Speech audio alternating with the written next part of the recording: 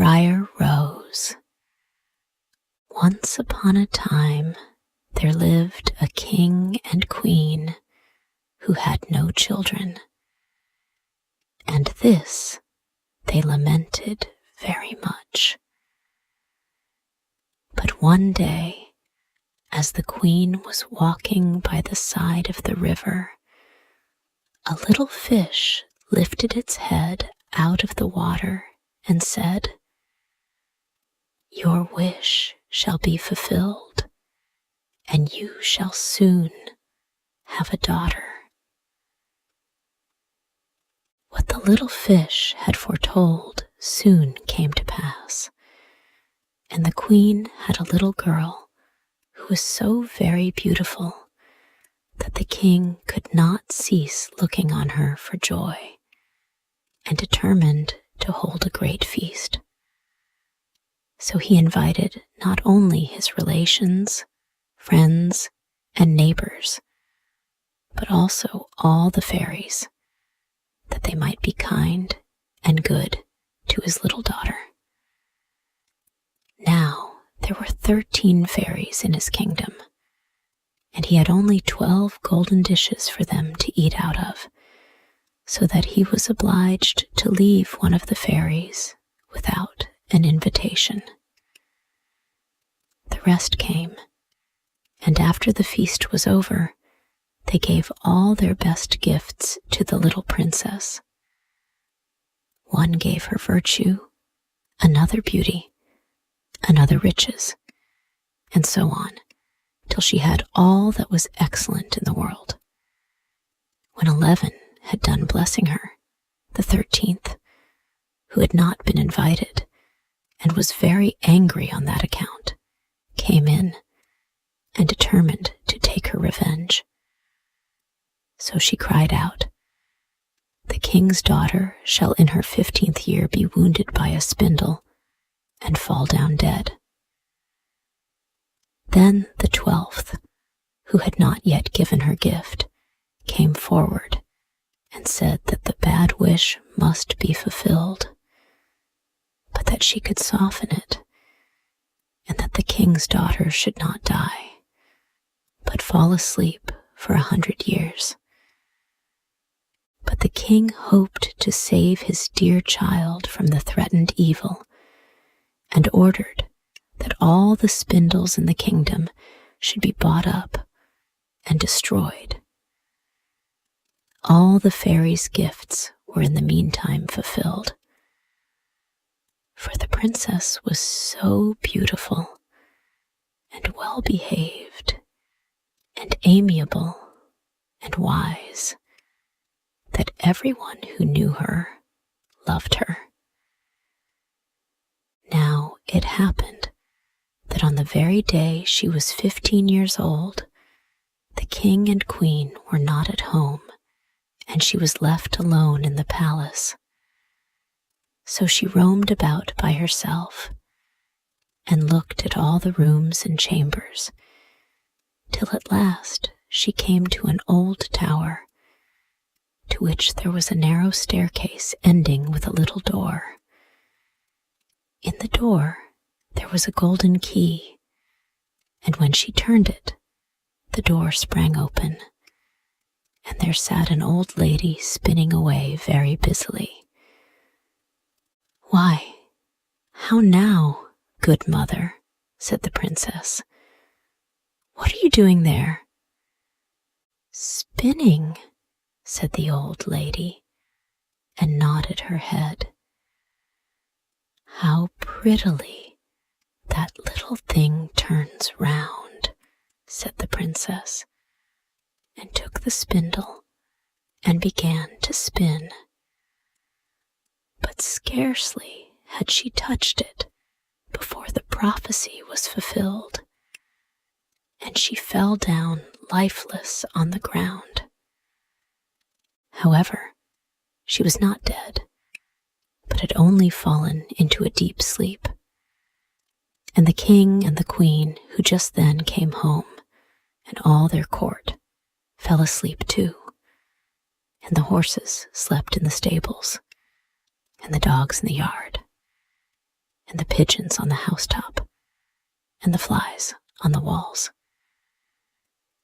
Even the fire on the hearth left off blazing and went to sleep. And the meat that was roasting stood still. And the cook, who was at that moment pulling the kitchen boy by the hair to give him a box on the ear for something he had done amiss, let him go, and both fell asleep. And so everything stood still and slept soundly. A high hedge of thorns soon grew around the palace, and every year it became higher and thicker, till at last the whole palace was surrounded and hidden, so that not even the roof or the chimneys could be seen. But there went a report through all the land of the beautiful sleeping Briar Rose, for thus was the king's daughter called, so that from time to time several kings' sons came and tried to break through the thicket into the palace. This they could never do, for the thorns and bushes laid hold of them as it were with hands, and there they stuck fast and died miserably. After many, many years, there came another king's son into that land, and an old man told him the story of the thicket of thorns, and how a beautiful palace stood behind it, in which was a wondrous princess called Briar Rose, asleep with all her court. He told, too, how he had heard from his grandfather that many, many princes had come and had tried to break through the thicket, but had stuck fast and died. Then the young prince said, "All this shall not frighten me. I will go and see Briar Rose." The old man tried to dissuade him, but he persisted in going.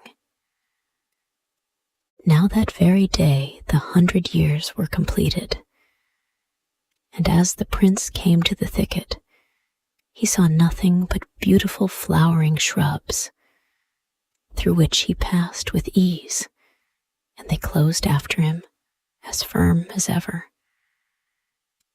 Then he came at last to the palace, and there in the yard lay the dogs asleep, and the horses in the stables, and on the roof sat the pigeons fast asleep with their heads under their wings.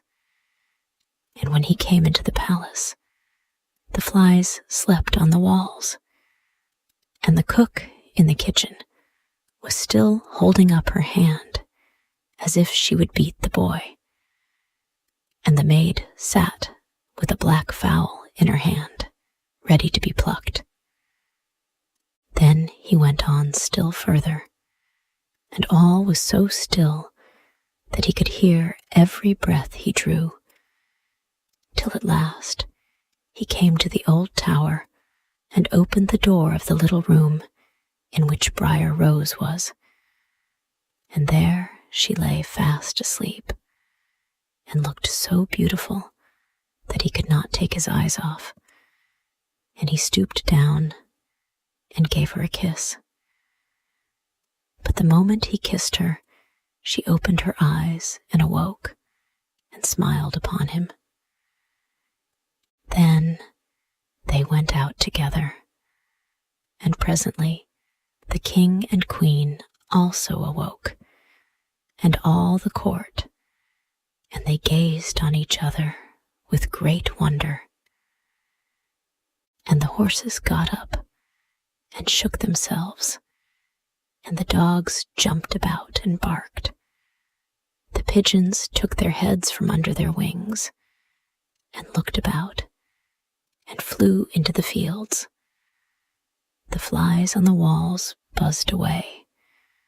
The fire in the kitchen blazed up and cooked the dinner, and the roast meat turned round again. The cook gave the boy the box on his ear so that he cried out, and the maid went on plucking the fowl.